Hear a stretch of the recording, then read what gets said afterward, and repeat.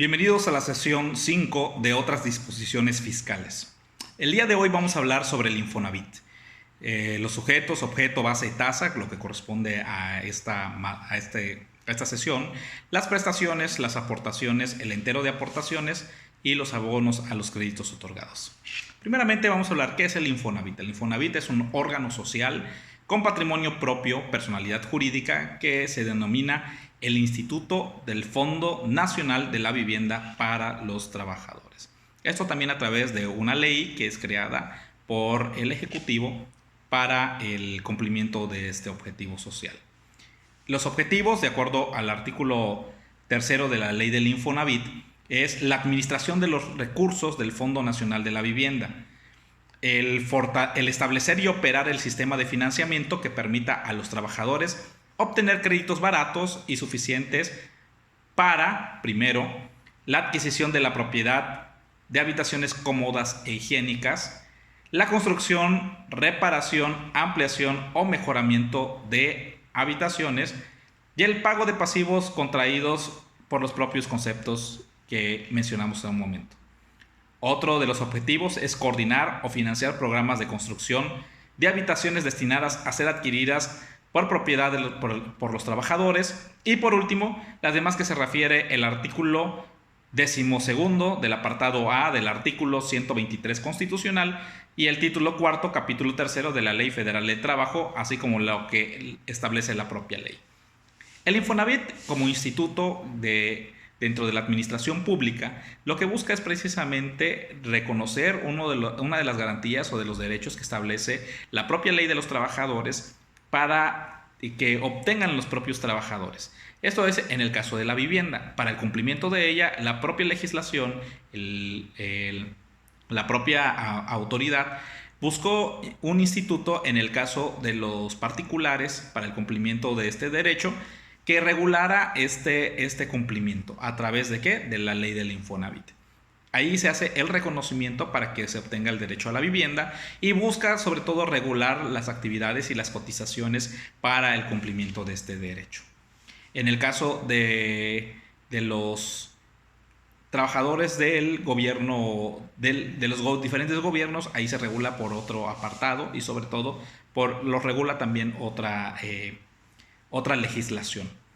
Obligaciones de los patrones. Estos son los sujetos obligados. ¿Quiénes están obligados a cumplir con eso? Los patrones. En los términos del artículo 29, que establece que deben inscribir a los trabajadores con su salario respectivo y así solicitar su clave de registro de población, que es la CURP.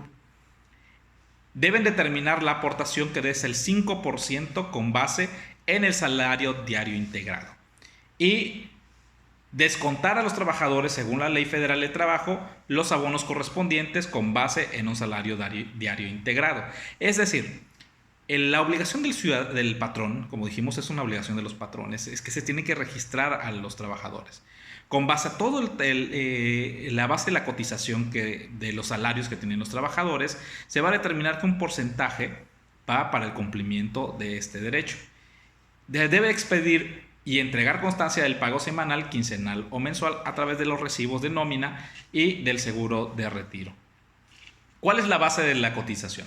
Los patrones que tengan a su servicio trabajadores deben de cumplir con esta obligación, de acuerdo a las disposiciones que la propia ley establece a través de la ley del Infonavit, con las asignaciones del salario diario y demás prestaciones que determinan el salario base de cotización, el cual es indispensable para que el patrón cumpla con las aportaciones al Infonavit y el trabajador tenga un fondo de vivienda que le corresponde.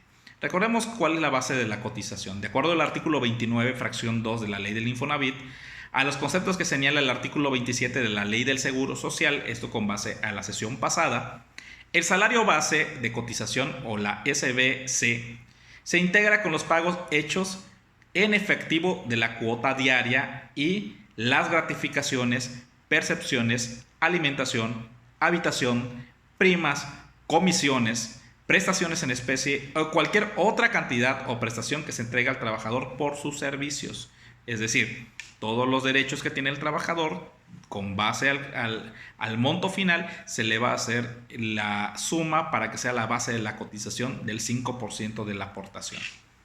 La aportación La ley del Infonavit tiene como finalidad garantizar el derecho a la vivienda de cada uno de los trabajadores. Por ello es necesario que el instituto cumpla con sus objetivos, es decir, financiar los recursos y que el trabajador tenga acceso al financiamiento para una vivienda digna. Pero también son indispensables las aportaciones que realizan los patrones. Es decir, por una parte la aportación que realiza el trabajador, una parte también la aportación de los patrones. Y el financiamiento de la aportación, el Instituto del Fondo Nacional de Vivienda para los Trabajadores cuenta con un fondo aunado a las aportaciones de los patrones. Con ello se debe de determinar las estrategias de inversión o financiamiento para el recurso se inviertan, se recuperen, se sigan financiando o se cumpla con el objetivo de mantener el servicio de los trabajadores. ¿Esto qué significa? Que si no hay una aportación por los patrones al cumplimiento de esta disposición, el Infonavit no puede recuperar para seguir cumpliendo con lo que determina la propia ley. Cuando los patrones tienen integrado el salario base de cotización, dan de alta al trabajador en el Infonavit y empiezan a hacer los descuentos de las aportaciones al fondo de vivienda y a instituciones de crédito para su abono en la subcuenta del Infonavit y en las cuentas individuales del sistema de ahorro para el retiro, las cuales son abiertas a nombre del trabajador beneficiario. Las instituciones de crédito deben individualizar estas aportaciones de acuerdo a la voluntad de cada uno de los trabajadores, los cuales podrán escoger la institución que consideren para administrar sus aportaciones individuales del seguro de retiro y del Infonavit. Y estas instituciones tienen la obligación de informar de manera semestral o cuatrimestral sobre los movimientos que se estén efectuando. ¿Qué son los abonos a créditos otorgados? Hacer los descuentos a los trabajadores, ya sea por un crédito de vivienda, de acuerdo a los salarios conforme a lo previsto en el artículo 97 y 110 de la Ley Federal del Trabajo, que se destinen al pago de bonos a cubrir, de préstamos otorgados. Esto es que se entera del importe de dichos descuentos a entidades receptoras que cuenten por cuenta y orden del instituto en la forma y en los términos que establezca la ley y estas disposiciones reglamentarias. Esto es con base al cálculo salarial, con base a los descuentos de lo que se ha determinado. El fin del instituto pueda individualizar dichos descuentos. Es decir, que si un trabajador ya solicitó el crédito de vivienda, ese crédito se le es otorgado, se le va a hacer los descuentos necesarios para ir cumpliendo con base al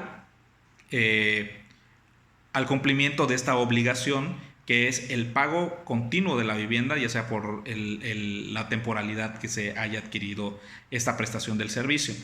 Y también se tiene que dar por entero a la propia institución y al instituto sobre la base que se está realizando sobre el retiro. Los trabajadores en ese momento pueden solicitar, de acuerdo también a la propia normatividad, retirar sus fondos de ahorro, siempre y cuando se cumpla con el fin de no dejarlo tan libre, para que también tenga una garantía de un retiro digno. Esto es con base al Infonavit.